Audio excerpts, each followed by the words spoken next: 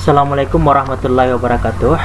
Baik Bapak Ibu yang saya hormati, saya akan merefleksikan pengetahuan yang saya peroleh dari pemikiran Ki Hajar Dewantara.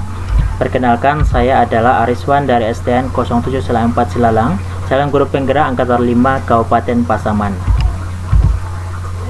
Yang pertama, sebelum mempelajari modul 1.1, pemikiran yang saya peroleh yang pertama adalah saya berpikir bahwa anak itu atau peserta didik adalah kertas kosong yang harus ditransfer dengan ilmu pengetahuan dan keterampilan, yang mana tugas seorang guru adalah untuk mentransfer pengetahuan dan keterampilan apa yang saya berikan kepada peserta didik sebagai suatu paket ilmu pengetahuan yang sesuai dengan tuntunan kurikulum.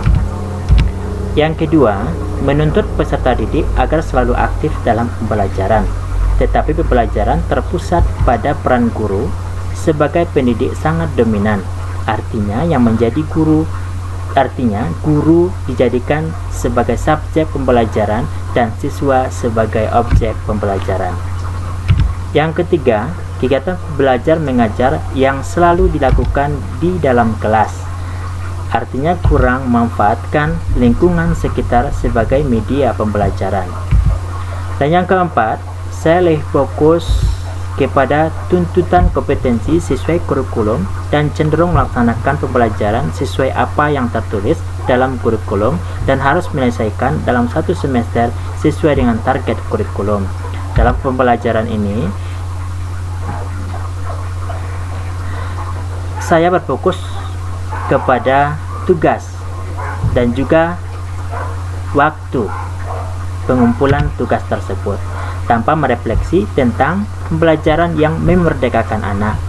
Namun dalam hal ini masih banyak anak yang tidak mengumpulkan tugas karena sulit mengerjakan dan lambat untuk berpikir, serta masih ada anak yang sama sekali tidak mengerjakan tugas. Yang kedua, perubahan dari pemikiran atau perilaku perilaku saya setelah mempelajari modul 1.1 ini adalah: yang pertama, pembelajaran dilakukan di kelas menjadikan anak sebagai subjek pembelajaran atau objek. Menjadikan anak sebagai subjek pembelajaran artinya bukan objek pembelajaran, karena anak adalah pusat pendidikan. Dalam pembelajaran tidak menghendaki paksaan-paksaan, melainkan memberikan tuntunan bagi hidup anak agar dapat berkembang dengan selamat, baik lahir maupun batinnya. Karena kita menyadari bahwa setiap anak itu adalah anak istimewa, unik, dan memiliki potensi dalam dirinya. Dalam sistem Among, anak dididik di sekolah harus belajar sesuai dengan bakat dan minat. Sebagai pendidik, dalam merealisasikan tuturi handayani, kita berperan sebagai penuntun, pengasuh, dan juga membimbing anak. Dalam membimbing anak, guru harus mempertimbangkan yang pertama, kodrat alam dan juga kodrat zaman. Karena apa? Apabila anak sudah belajar sesuai dengan kodratnya, dia akan merasa merdeka secara lahir dan juga batin. Guru memberikan kebebasan pada anak dalam memilih gaya belajar yang mereka sukai, dari yang tadinya hanya menuruti instruksi atau perkataan dari gurunya akan berubah menjadi merdeka belajar. Yang ketiga, yang bisa segera saya terapkan lebih baik agar kelas saya mencerminkan pemikiran Ki Hajar Dewantara adalah: yang pertama, saya akan mulai dari diri saya sendiri, yaitu tentang disiplin waktu. Disiplin waktu artinya saya akan datang terlebih dahulu ke sekolah lebih cepat sebelum bel atau lonceng berbunyi. Yang kedua, kita sebagai orang guru harus menjadi teladan, mendorong dan memotivasi dalam menanamkan nilai-nilai karakter.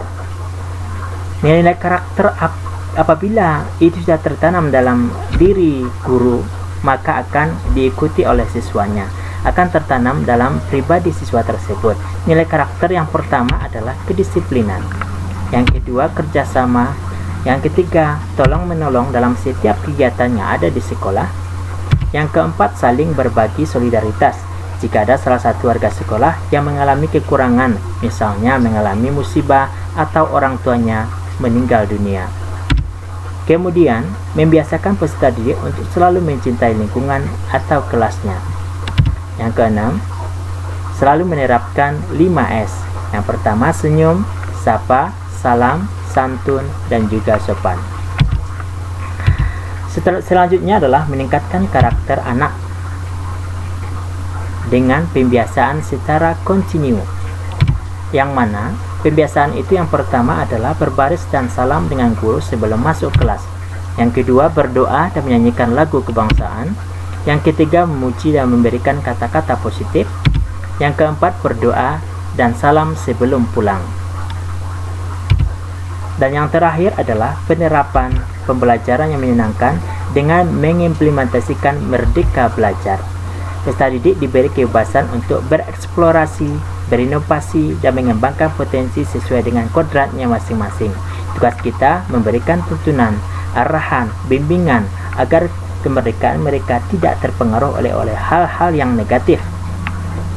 Belajar bisa dilakukan dimanapun sesuai konteksnya. Semua tempat adalah sekolah, semua rumah adalah sekolah. Untuk itu, guru harus terus mengembangkan kompetensinya agar bisa beradaptasi dengan perubahan. Guru harus terus belajar untuk membelajarkan siswanya. Kita harus memahami peserta didik sebagai individu yang unik, khas sesuai kodratnya, sehingga nanti akan menghasilkan profil pelajar Pancasila, yang mana beriman, bertakwa kepada Tuhan Yang Maha Esa dan berakhlak mulia, mandiri, bernalar kritis, berkebinekaan global, bergotong royong, dan kreatif. Akhirnya, saya sudahi dengan ucapan terima kasih dan wassalamualaikum warahmatullahi wabarakatuh.